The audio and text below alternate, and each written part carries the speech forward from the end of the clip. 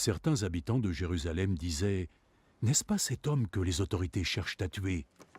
Regardez, il parle en public et ils ne disent rien contre lui. » Les autorités pourraient-elles avoir reconnu que c'est lui le Messie? Mais quand le Messie doit arriver, personne ne doit savoir d'où il vient, tandis que nous savons tous d'où vient cet homme. Alors que Jésus enseignait dans le temple, il s'exclama « Me connaissez-vous vraiment? Et savez-vous bien d'où je viens? Je ne suis pas venu de ma propre volonté, mais celui qui m'a envoyé est digne de toute confiance. Vous ne le connaissez pas, mais moi je le connais, parce que je viens de lui, et il m'a envoyé. » Ils tentèrent alors de s'emparer de lui.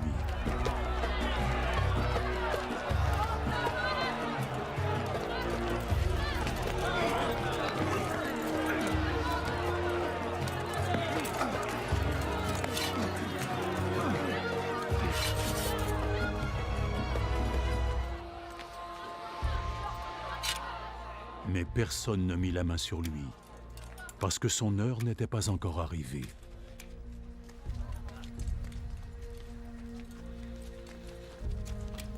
Cependant, dans la foule, beaucoup crurent en lui. Quand le Messie viendra, accomplira-t-il plus de miracles que cet homme n'en a fait? Les pharisiens entendirent ce que les gens chuchotaient au sujet de Jésus. Alors, les chefs des prêtres et les pharisiens envoyèrent des gardes pour l'arrêter.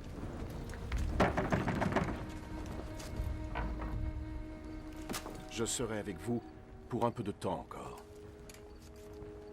Ensuite, j'irai auprès de celui qui m'a envoyé. Vous me chercherez, mais vous ne me trouverez pas, parce que vous ne pouvez pas aller où je serai. Les autorités juives se demandèrent entre elles « Où a-t-il l'intention d'aller pour que nous ne le trouvions pas ?» Ira-t-il dans les villes grecques où vit notre peuple et enseigner aux Grecs? Il a dit que nous le chercherons, mais que nous ne le trouverons pas, et que nous ne pouvons aller là où il se rendra. Que voulait-il dire?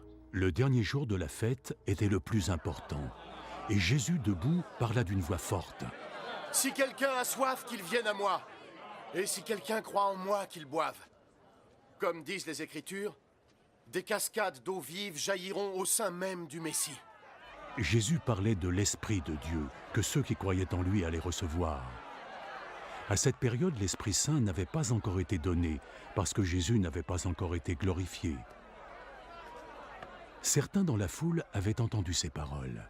« Cet homme est vraiment le prophète! C'est le Messie! Le Messie ne peut pas venir de Galilée! L'Écriture dit que le Messie sera aussi un descendant du roi David et qu'il naîtra à Bethléem, le village où David a vécu. »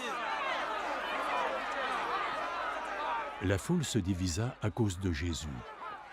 Certains voulaient qu'on l'arrête, mais personne ne mit la main sur lui. Quand les gardes rentrèrent, les chefs des prêtres et les pharisiens leur demandèrent « Vous ne l'avez pas arrêté? Jamais personne n'a parlé comme cet homme le fait. Alors il vous a trompé, vous aussi. Avez-vous eu connaissance d'un membre des autorités ou d'un pharisien qui croit en lui? Cette foule ne connaît pas la loi de Moïse.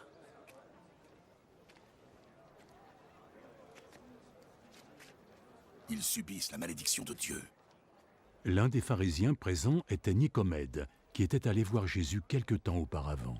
Conformément à notre loi, nous ne pouvons condamner quelqu'un sans l'avoir préalablement entendu et sans que l'on sache ce qu'il a fait. Alors, toi aussi tu viens de Galilée.